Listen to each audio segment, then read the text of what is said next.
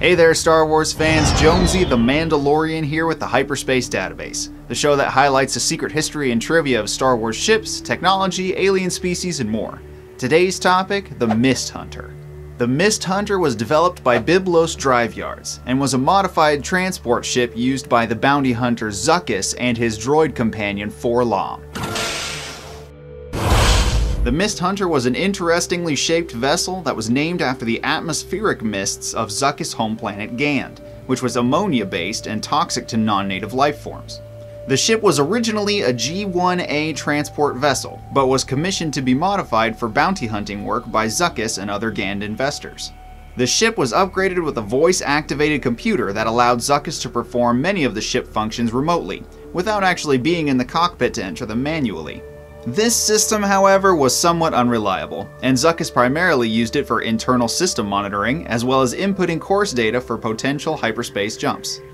Since the Mist Hunter was a bounty hunting ship, Zuckuss had 3 prisoner cells installed in the cargo bay, which were each sealed so that oxygen-breathing species would not be poisoned by the ammonia-filled air. This allowed Zuckuss to remove his breathing apparatus and breathe normally, like on his home planet, if only for space journeys. Speaking of Zuckuss, this Gand was considered an interesting member of his species, because he happened to be force-sensitive. This fact, coupled with his formal Findsman tracking skills, made him able to track down his quarry and decipher their motives to an extent through his force-giftedness. He was often partnered with the ex-protocol droid 4-LOM, who also had an interesting history. The droid began life as a protocol droid, and somewhere along the way got reprogrammed to be a thief. This led to the droid furthering the overriding of his own programming and jumping fully into a life of crime and villainy. He was paired with Zuckuss by Jabba the Hutt, who reprogrammed him even further beyond to be a successful bounty hunter, as well as information broker.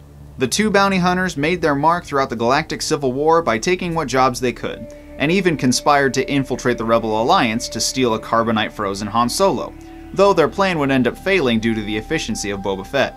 This did not get the bounty hunters down though, as the Mist Hunter was used on both sides of the Galactic Civil War. Zuckuss and 4-LOM helped the rebels and the Empire at different times throughout, depending on who could pay more, as was the typical business style of bounty hunters and mercenaries. The Mist Hunter was seen during the Battle of Hoth, joining the Imperial Death Squadron in attacking the fleeing Rebel Alliance. But after a falling out with the Empire, the bounty hunters then helped the rebels get to their secret rendezvous point before returning to their mercenary work. This back-and-forth business went on during the course of the Galactic Civil War, with the bounty hunters never really committing to one side or the other. Their canon appearance came in the movie The Empire Strikes Back, where they were hired by Darth Vader to find and capture Han Solo and the Millennium Falcon after it escaped from Hoth into an asteroid field. But the 2 hunters were bested by Boba Fett after the Imperial fleet jumped to hyperspace and left a debris-hidden Falcon behind. The Mist Hunter is also seen as a playable unit in the X-Wing Miniatures tabletop game, along with individual cards for 4-LOM, Zuckuss, and the G-1A transport ship.